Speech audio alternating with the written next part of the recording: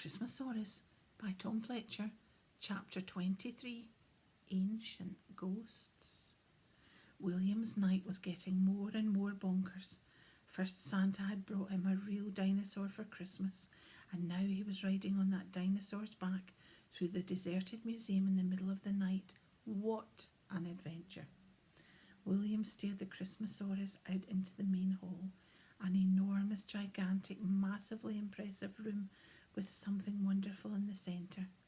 It was a huge skeleton of a great diplodocus that was taller than a tree and as long as a train. It was one of William's favourite things in the museum. The Christmasaurus couldn't believe his eyes. He'd never seen anything so huge in his life. Is this what other dinosaurs were like, he thought. He walked closer to the towering dinosaur skeleton and saw that on one side there was a display with pictures and drawings of what this dinosaur would have looked like when it was alive. Where it would have lived, it looked so green and hot there, nothing like where the Christmasaurus lived. It was dark after hours in the museum. All the lights that usually illuminated the displays and exhibits were switched off, and the only light came from the street lights outside, which trickled in through the high stained glass window in streaks of jagged colour.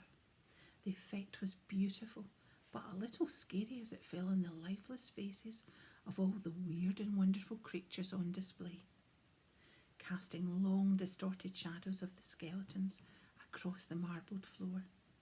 William had never felt scared here before, but he was now. He was glad he wasn't alone. As he clung tightly to the Christmasaurus back, the dinosaur footstep echoed around the halls. The echoes seemed to travel for miles through every hallway, every stairwell, bouncing off the ceiling and back to their ears, so that even when they stopped moving, it sounded as if someone were still walking behind them. William kept checking over his shoulder nervously. Surely there was some sort of security guard at the museum somewhere, walking around checking on the place. Were the footsteps he could hear the echoed ghost footsteps of the Christmasaurus, or was someone else in the museum?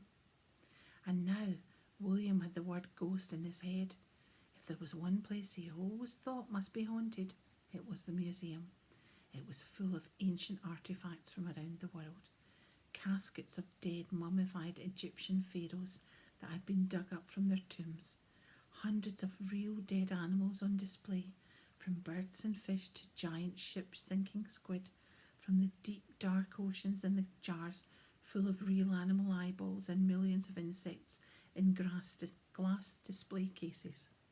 They were all deader than dead, but their ancient ghosts had to hang around somewhere, right? It gave William the shudders, and the Christmasaurus must have noticed it too, as he'd started walking on his tiptoes. "Walk that way," William whispered into the dinosaur's ears. They crept along the corridor until they reached a large set of heavy wooden doors. The sign above them said, "Dinosaurs." "Right, let's see what of dinosaur you are," William said, and the Christmasaurus pushed the doors open with his head. Once they were inside, William closed the doors behind them. That made him feel a bit safer. This room was packed full of dinosaurs.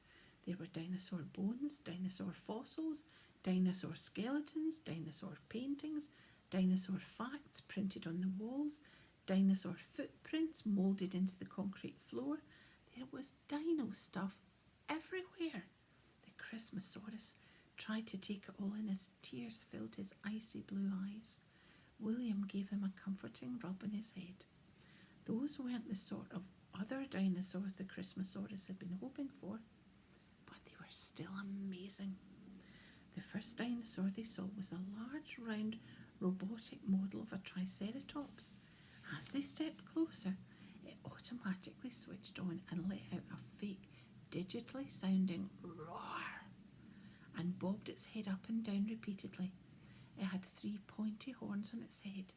"Nope, you're definitely not a triceratops," William said, and they moved on to the next exhibit. A T-Rex," said William thoughtfully, as they approached a tall skeleton of the mighty Tyrannosaurus Rex. its sharp razor-like teeth grinned down at them. Even its lifeless skeleton was a frightening sight. "No, I don't think you're related," said William. "Too scary." The Christmasaurus agreed. He wouldn't like to meet that dinosaur.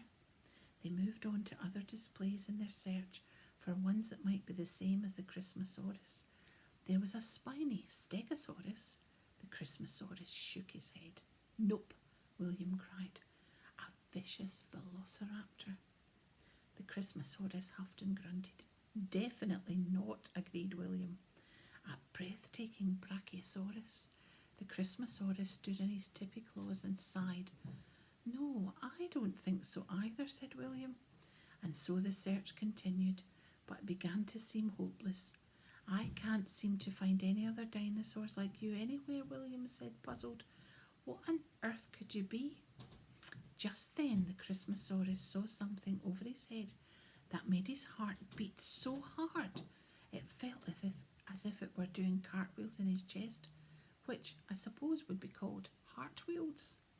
William looked up and saw the Christmasaurus was gawping at a wonderful winged dinosaur hanging from the ceiling as though it was gracefully flying.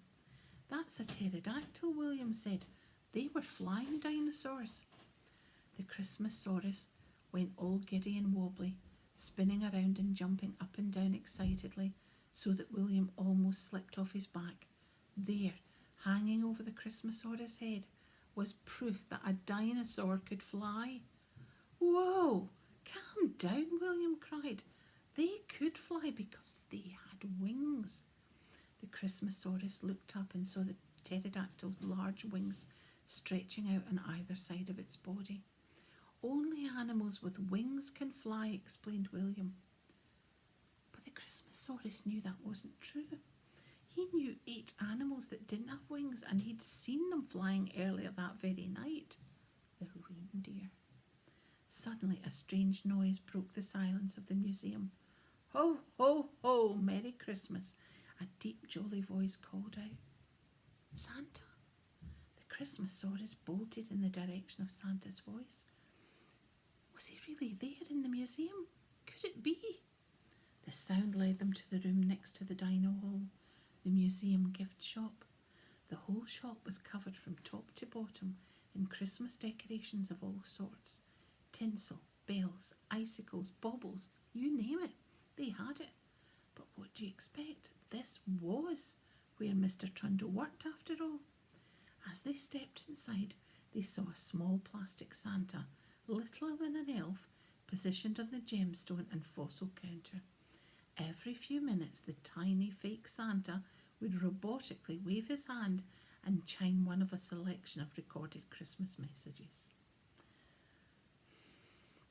The Christmasaurus dropped his head in disappointment. First it was the fake dinosaurs, now fake Santas. But then he saw something that gave him an idea. Right in the centre of the shop was a large display of Christmas cards for sale. He quickly trotted over and searched the rows of festive cards. "What are you looking for?" asked William, completely befuddled by what the dinosaur was doing. The Christmasaurus suddenly wagged his tail. He'd found what he was after. He gently slurped up a Christmas card, using his slobbery tongue, and the card stuck to it like a postage stamp. He hurried back into the room full of dinosaurs and waddled around to the sign that said Stegosaurus. He started chewing and nibbling on the Christmas card in his mouth, dropping bits of cardboard on the floor. Then, when he was done, the dinosaur carefully used his tongue to stick the remaining bit of card over the sign. He stepped back so that William could now see that it said Christmasaurus. "Christmasaurus," William read. "You're a Christmasaurus." The dinosaur wriggled excitedly beneath him and did a little jog on the spot. "Wow, I've never even heard of a Christmasaurus before. Are there more of you?" William asked. The Christmasaurus stopped his happy jog instantly and shook his head sadly. "You're the only one?" The Christmasaurus nodded. "The one and only Christmasaurus," William exclaimed, stretching his arms triumphantly as his voice echoed around the hall, sounding far more epic than sad. The Christmasaurus suddenly felt happier. Maybe being one of a kind wasn't such a bad thing after all. He looked around at all the bones and the skeletons and then noticed something on the wall behind him. It was a huge mural of a vast jungle landscape. The painted sky was ferocious, with flaming rocks streaking across it. It didn't look like a nice place to live. "That's where you're from," explained William, but the Christmasaurus shook his head immediately. This wasn't where he was from at all. This dry-looking, fiery place was not his home. He quickly carried William back to the dinosaur hall into the Christmassy gift shop again, where there were dozens of Christmas cards and Christmas gifts with pictures and drawings depicting the North Pole. Although none of them were exactly right, they were closer to the Christmasaurus's home than that terrifying mural in the other room. The Christmasaurus picked up a mouthful of cards with images of the North Pole, the Northern Lights, Santa, and some flying reindeer, and he dropped them on the floor in front of him so that William could see the selection. William looked over the Christmasaurus's shoulder at the images, and he could see from the glimmer of love at the Christmasaurus' eyes that he was looking at his home. "That's where you're from, the North Pole?" William asked. The Christmasaurus nodded with a deflated sigh. William was starting to think that perhaps this dinosaur wasn't meant for him after all. Perhaps there had been some mistake. He started to wonder if maybe the Christmasaurus was lost. "I think we'd better get back home," said William, as glong, glong rang out from the clock tower outside. They had been in the museum for an hour. The Christmasaurus headed through the giant entrance hall past the colossal Diplodocus and out of the door through which they had entered. He carefully walked William down the steps towards his waiting wheelchair, which now had a light dusting of snow on the seat. As they got closer, William noticed something. There was something rather large sticking out from underneath his wheelchair. Something big and spotty was caught in the under-seat basket in which William usually carried his school books. "What on earth is this?" he asked, as he lowered himself slowly from the dinosaur's shoulders back into his chair. He reached around and gave a pull on whatever it was that was stuck. It took a few hard tugs before it came free, but eventually he found himself sitting with a large crumpled present on his lap. "Ah, my Christmas present. I saw this sitting on my bed just before." He stopped for a second. He was having a moment of realization.